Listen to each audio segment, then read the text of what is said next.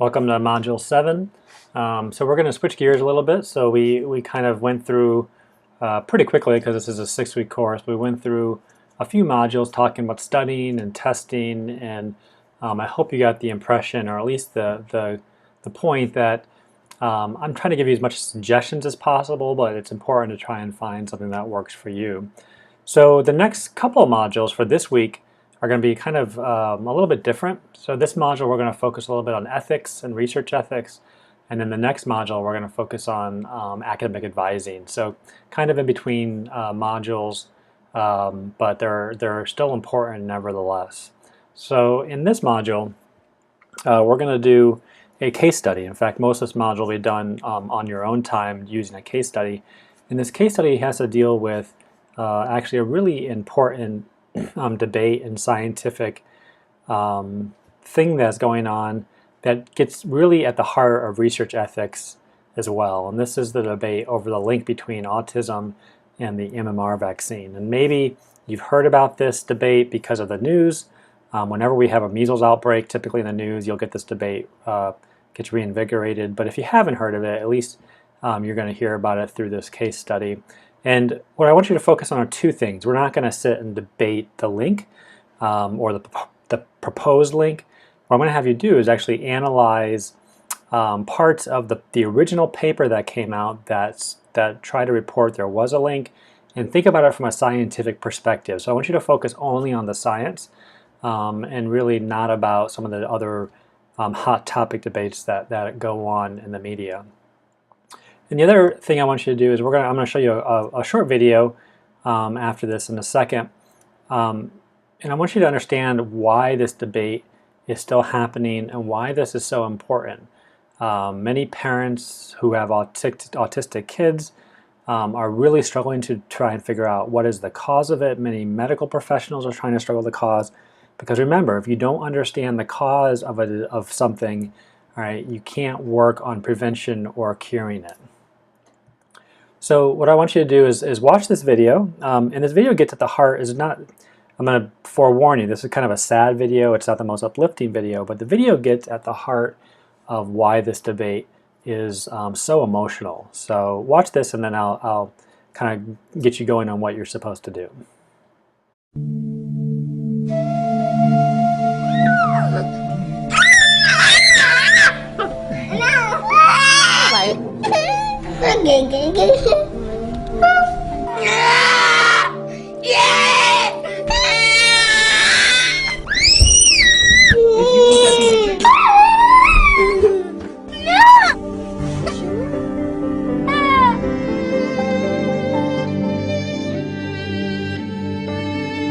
You can't really take a day off of autism. Autism never took a day off on me. She always has to have my attention, and it's exhausting. He doesn't speak much at all.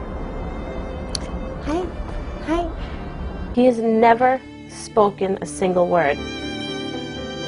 Everything about Daniel's life that seems normal for a typical kid, like going out to dinner or going to a park, all that for us is work. Oh, good. A little bit more. I'm almost done. I so hope I won't be changing diapers when he's 6.5. I didn't choose to do this. I'm not a therapist. I was drafted. I have an autistic child. Everything I do is about autism. I have to stay home with him because I have to facilitate the therapist, going here, going there, the medication, the constant medical appointments. The parents of autistic children often stick together, and we have to. Because they understand if your kid is having a meltdown and there's no judgment, it's just that's how it is. They have no idea how easy it is compared to this. You know, your heart is breaking all day long. You know, you think about his future and all the pain he's in, and I don't think they can understand that. And the parents who are going out for bagels together and are like, oh, do you want to come for a bagel? And I think, yes, in another life, I'd love to come for a bagel. But right now, I have to write down what he's doing so we can go home and work on that. And then I have to take the other two to therapy. So, no, I can't go for a bagel. Danson ran out the door himself, which was absolutely terrifying. It was freezing cold, no shirt on and no shoes on. Daniel had walked at the front door. He got away from me and he was running down the middle of First Avenue. She took off once and we had to call the police. Just running straight on into traffic. Daniel wouldn't look at traffic. Running, sprinting down to that traffic light. He's gonna get hit by a car. I feel like I'm playing this game, which is life or death to me. Can't you just keep your child quiet? No. People have no idea what it's like to have a child with autism. We're just judged more harshly and more constantly and expected to do things that no human being should be expected to do. Why is he hitting himself? It's always heartbreaking. When Jody was on the swings and crying, the other moms were sort of looking and wondering why this 8.5-year-old girl was screaming and carrying on because she didn't want to get on a swing. Have a little bit more understanding, a little bit more compassion, and show that to your children as well.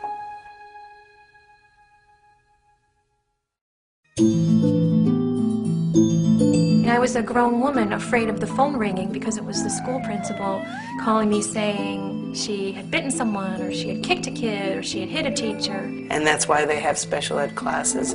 They don't want Daniel to be disruptive. They don't want a lot of times for their kids to have to deal with that. He can't go to kindergarten. You know, my school district doesn't have, they don't have anything appropriate for him. There are parents who are forced to put Kids in schools that are completely overcrowded and 12 kids and one teacher, and the kids don't make progress.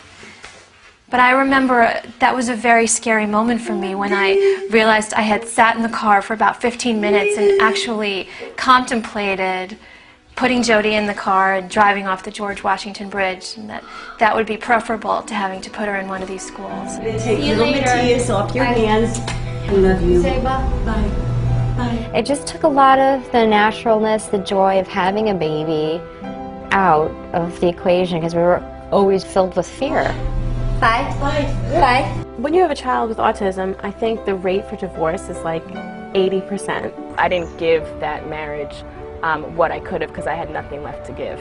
It's very hard to manage the emotional issues, the financial issues, which are huge. We had to borrow money from my parents. We had to borrow money from my sister. The $50,000 that we're in debt is all about the autism. What I spend on the medical activities that the insurance companies are not paying for, it's a large number. We had a big leak in the living room that was coming down in like a bucket. It's been over 2 years and those holes are still there because we don't have any money to fix that. We keep saying that we're just sending, Daniel to Harvard over and over again every year for the rest of his life. So you just keep borrowing and you just keep trying and you just keep being disappointed and you just keep going broke.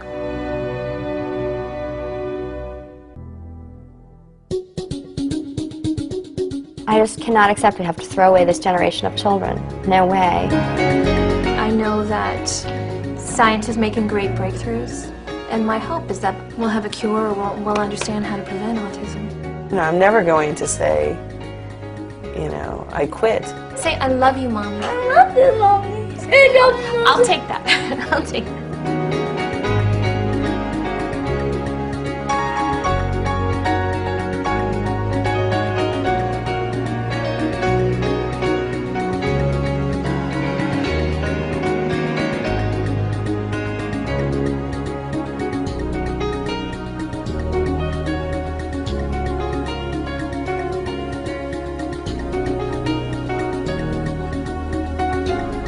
Okay, so like I said, the video is not the most uplifting, but it really gets at what's it like as a daily life of autism, and you can kind of see all the challenges parents face, and this is why whenever this debate happens in the media, it's so emotionally charged. So a couple things about the case study I want to present to you before you get started and just kind of give you some basic information.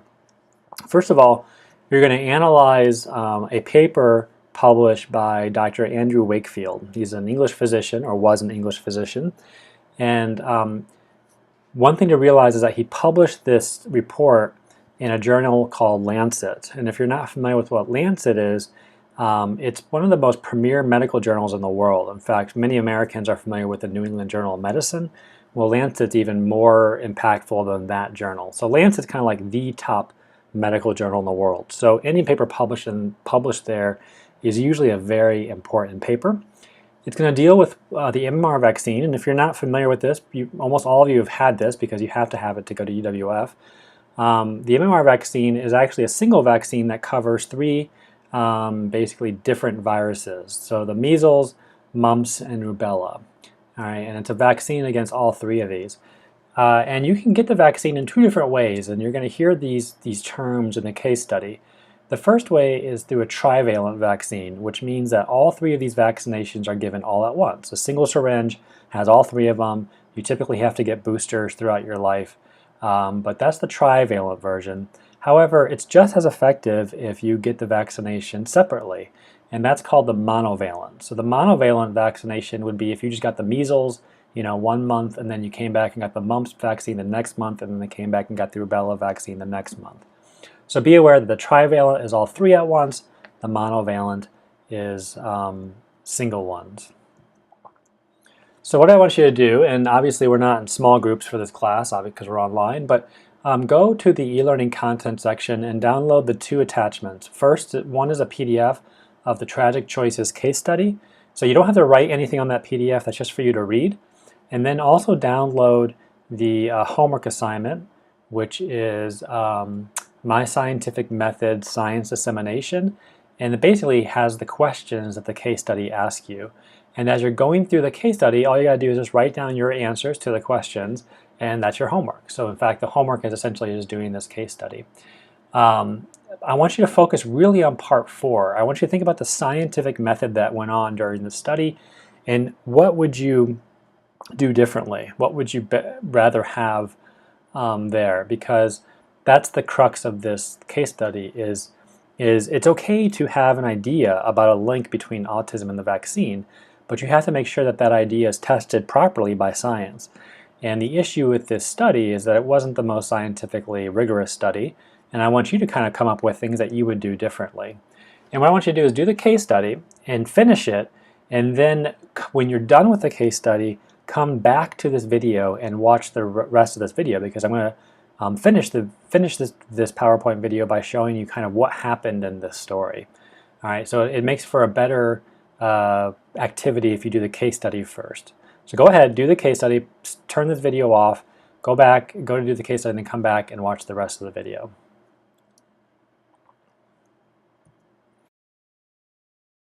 So as you can tell from the case study, there was lots of reactions, and in fact, these reactions are not done yet. In fact, so this paper was published in 1998, and yet to this day, there are still many people who believe that that paper was real, or not that it was real, but was accurate and good science and is true. And what I want to show you is obviously that paper had a lot of faults to it, which hopefully you picked up on. But the nice thing about science and the scientific community is science is always, you always are going to try and repeat it, because nothing is really true unless you can repeat it. And so I want to take you through a couple papers that kind of were in reaction to the Wakefield paper. So here's one. This is Madsen et al. In 2002. And what they did is they monitored the health record of every child born in Denmark from 1991 until 1998. So one of the issues I think you brought up, many of you probably picked out with this paper, was the study number was only 12 kids, right? And so their whole entire study group was 12, which is extremely small. This paper studied 537,000 children. Basically, they just took the health records, and what they did is they found that of that population, over 440,000 of them received the MMR vaccine. And in every population, you're going to have a control group who didn't receive the vaccine. And the reason is many kids can't receive the vaccine for various reasons. Maybe they have other immunological defects. Maybe they just live in a rural community and never got access to the vaccine, or so on. So you always have this inherent control group in a system. So they had a 96,000 plus children who did not receive the vaccine. Now, I'm not going to take you through their analysis. If you want to go find their paper, they kind of walk you through their mathematical analysis. They did basically a risk assessment. It's basically a correlative assessment to figure out what is how correlated was it for kids who did not receive the vaccine to be diagnosed with autism versus those who did? And what they found is that their risk assessment was equal to 0.92. So a risk assessment of 1 equals no correlation, or essentially a random risk. And in fact, they found 0.92, which indicates a very minutely lower risk. It's not an actual like significantly lower risk, but definitely there is no risk. So in this study they could not link any type of link between autism and the MMR vaccine. One other thing that maybe some of you caught up with or brought up when you're looking at that case study is, what's the difference between giving kids the trivalent versus giving kids the monovalent vaccine? And so in fact this happened in Japan. In 1993, essentially Japan started giving monovalent vaccines for each of the 3 diseases, and the reason why was their trivalent vaccine stock got contaminated and they couldn't make it anymore.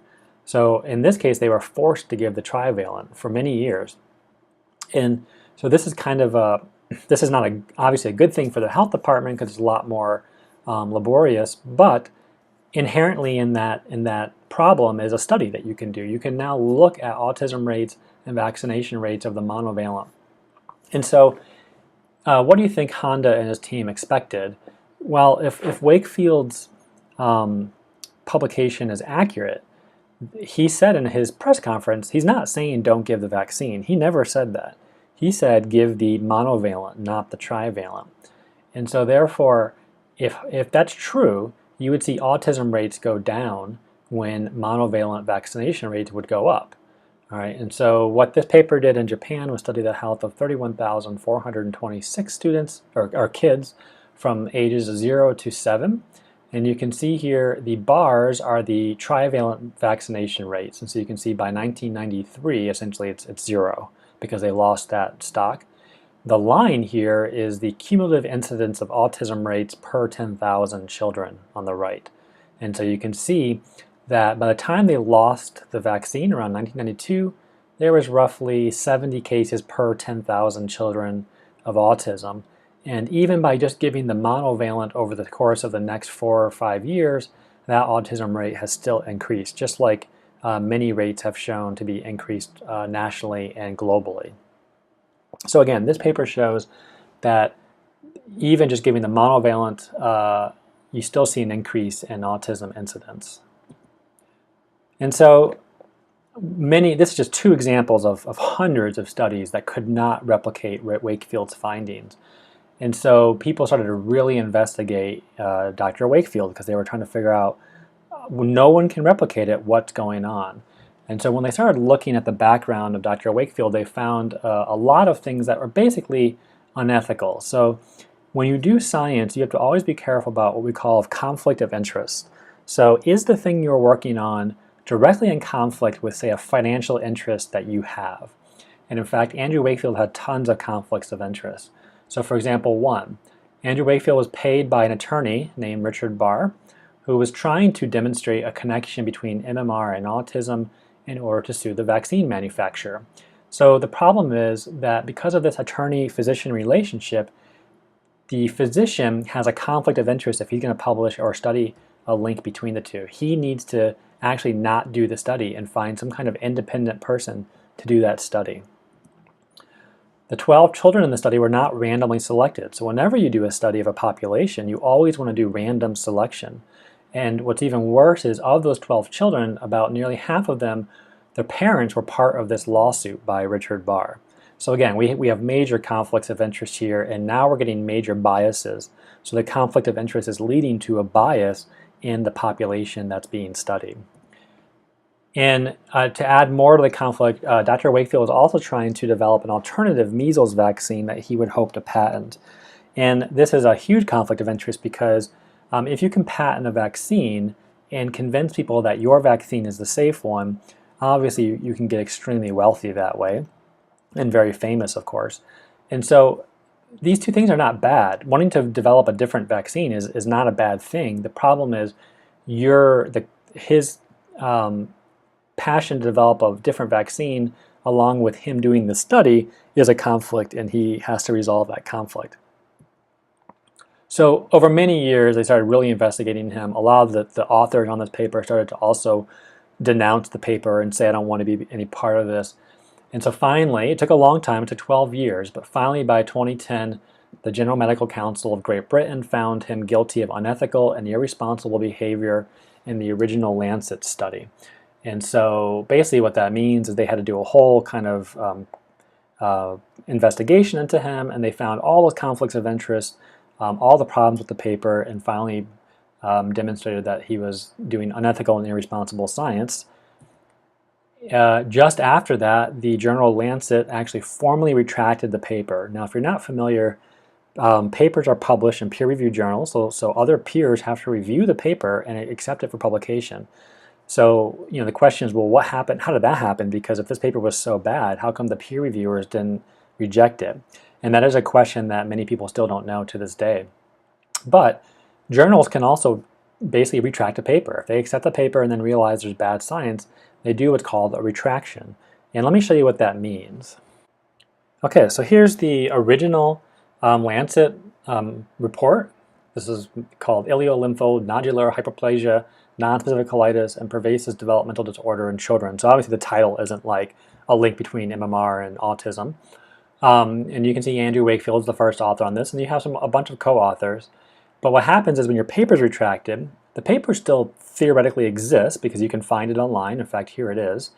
But what happens is you get a large retracted across the top of it. And what that means in science terms is that this paper is no longer valid, and you can read it all you want, but it's basically no longer true. So as a scientist, you have to imagine this paper never really existed. Although, of course, the effect of this paper existed because there are lots of negative effects that happen because of this paper. I also want to show you that that table you did in your case study is down here. This is that table that you actually analyzed. And so what I want to emphasize is you are actually looking at the data that this paper published. So he did, in fact, have only 12 kids in his study, which is very low. And then he had some other results about, oh, here's the table 2, sorry. He had some other results about some of their physiology and things like that, but this paper was basically about that. And so there were lots of issues with this paper to begin with. Okay, and then finally, in May of that same year, the General Medical Council stripped Dr. Wakefield of his license to practice medicine in Great Britain, and he probably can't practice medicine anywhere in the world, really. So what happens is if you get found guilty of unethical behavior in research and medicine and any kind of profession you're in, you risk actually losing your license and losing your job forever. You might not be able to ever do it again, ever practice or do science again. And so obviously at this level, that's really important because you're affecting people's lives, and you're risking death to children who get measles, because measles can be extremely deadly. But even on your level, as a student level, things like just ethics in terms of cheating or plagiarism and things like that, things that might seem minor are actually really important. And the reason why we put so much emphasis on them is because of these facts. Ethical behavior is important, and it starts when you're a child all the way through your professional life. You have to do everything with the highest level of ethics in order to actually have good, sound science, or be a good physician, or be a good health professional. All of that requires good ethical considerations and acknowledgement of it. And as you go through your life and your professional career, you are going to take lots of classes dealing with ethics because it is one of the most important things, especially in biology and science. Okay, so that's kind of what happened with the study. It's a really interesting study, a very good example of research ethics and conflict of interest in research, and a debate that's still raging. In fact, you can find these more and more articles about this proposed link online all the time. But so far to this day, no one has shown any direct link between the MMR vaccine and autism rates in America or globally. So what I want you to do is when you finish this video, hopefully you took my advice and did the case study ahead of time. If not, still go ahead and do the case study. Submit just the Word document to the Dropbox. So submit just the My Scientific Method homework, and then go ahead and take your module number 7 quiz. Remember, the quizzes are open book, so go ahead and pull this PowerPoint back up if you need it. The quizzes are just meant to verify that you actually did the video. And then I will see you in the next module. Let me know if you have any questions throughout the course, as always, but it seems so far that everyone's been doing okay.